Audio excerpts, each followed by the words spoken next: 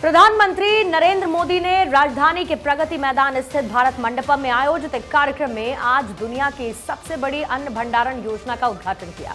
उन्होंने खाद्यान्न वितरण के लिए 11 राज्यों में 11 पैक्स गोदामों का शुभारंभ किया और 500 पैक्स में गोदामों के निर्माण की आधारशिला भी रखी। ये डिटेल रिपोर्ट है।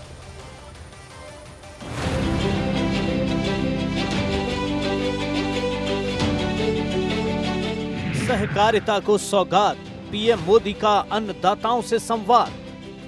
सहकारिता से समृद्धि, देश की होगी वृद्धि। पैक्स से अन्न भंडारण योजना, किसानों की बदलेगी किस्मत। मौका कोई भी हो, प्रधानमंत्री नरेंद्र मोदी अन्नदाताओं के लिए पूरे दिल से सोचते हैं। किसानों के जीवन की बेहतरी के लिए आए दिन कोई न कोई योजना लॉन्च करते हैं। बुधवार को गन्ना किसानों को तोहफा दिया तो अब दुनिया के सबसे बड़े अनाज भंडारण योजना के पायलट प्रोजेक्ट का उद्घाटन किया। दिल्ली के भारत मंडपम में पायलट प्रोजेक्ट का उद्घाटन करने के बाद पीएम मोदी ने कहा कि सहकारिता से समृद्धि का जो संकल्प लिया है उसे साकार किया जा रहा है। आज हमने अपने किसानों के लिए दुनिया की सबसे बड़ी स्टोरेज स्कीम या भंडारण स्कीम शुरू की है। दुनिया की सबसे बड़ी भंडारण योजना के तहत अगले 5 वर्ष में 700 लाख मैट्रिक टन भंडारण की क्षमता तैयार की जाएगी। सहकारिता केवल व्यवस्था नहीं है,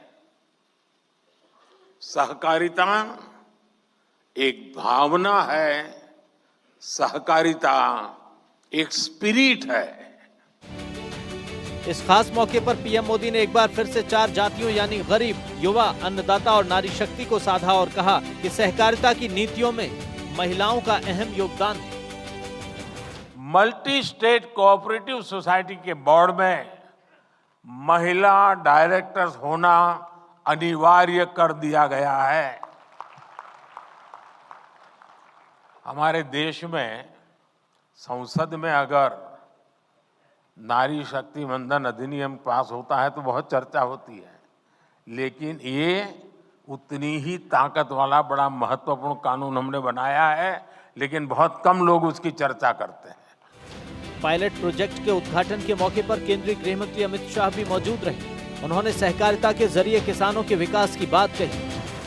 जब मोदी जी ने कैबिनेट के अंदर ये 29 जून 2022 को ये प्रस्ताव आया, तब कैबिनेट के मंत्रियों के सामने आशा रखी थी कि इसका जल्द क्रियान्वयन हो जाएगा। ये बहुत कठिन है, मगर मुझे आनंद है कि इतने कम समय के अंदर 65,000 में से 18,000 पैक्स क्रियान्वित हो चुके हैं और चुनाव के पहले और 30,000 पैक्स को हम क्रियान्वित कर लोगों को समर्पित करेंगे।